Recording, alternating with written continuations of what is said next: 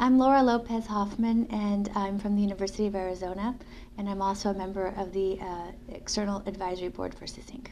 In my opinion, SESYNC is a great opportunity to work on some of the most pressing environmental problems that we face today. And why should SESYNC, rather than other groups, be working on them? Because at the heart of most environmental problems are socio-environmental problems. One of the things that I think is really critical is that under a changing climate, with shifting economies like we've experienced for the last 5 years, water supply variability is going to be exacerbated. And with that arises the potential for conflict. Not necessarily, violent conflict, but just conflict over water. And also increased conflict over using water to support people, cities, industry, crops versus ecosystems. And clearly, when you have a trade-off between an in-stream flow for an ecosystem and using water for cities or crops, there's a trade-off. And that trade-off needs to be addressed by really interdisciplinary socio-environmental research. One of the things that is really important for millions of people in the western side of the United States is the problem of the Colorado River Basin. The Colorado River Basin is right now experiencing unprecedented drought. The two main reservoirs, Lake Powell and Lake Mead, are at all-time lows. And there's no hope for that changing in the near future.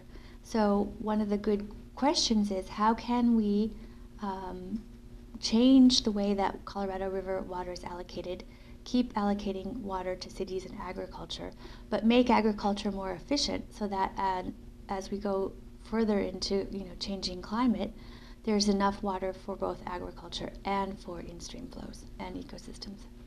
Water is projected to be the source of lots of conflict all over the world. Something that's sort of rising up on the agendas of intelligence analysts is water conflicts in Africa and Southeast Asia as well. On the side of natural sciences, clearly we need to have a better handle on climate change and developing downscaled regional climate models that really help pinpoint more precisely some of the differences in the changes in water supply. And then there'll need to be a group of people who can take that kinds of information and really understand in a more precise way what the impacts on ecosystems are going to be and what the impacts on ecosystem services are going to be. Then on the social science side, we need people who are willing to think really deeply about how water is currently used and allocated now, and to be bold and creative in working with scientists and decision makers and managers in thinking of new ways to allocate water.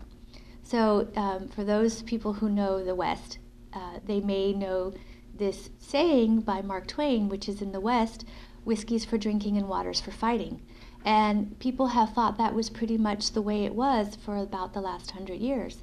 A lot of people have thought, there's no way we can do anything to change how water's allocated in the Colorado River. It's just the way it is.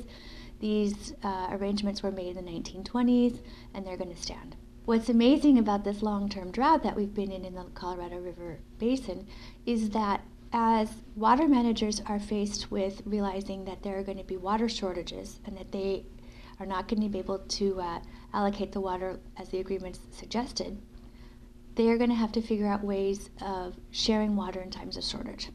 And what that means is that there's an opening up in the situation. There's an opening up to actually move from a situation where water was just allocated for cities, municipalities, and industry and agriculture to thinking, okay, well, we have a water crisis that's allowing us to do things a little bit differently. How can we actually start allocating water specifically for in-stream flows and for ecosystem services?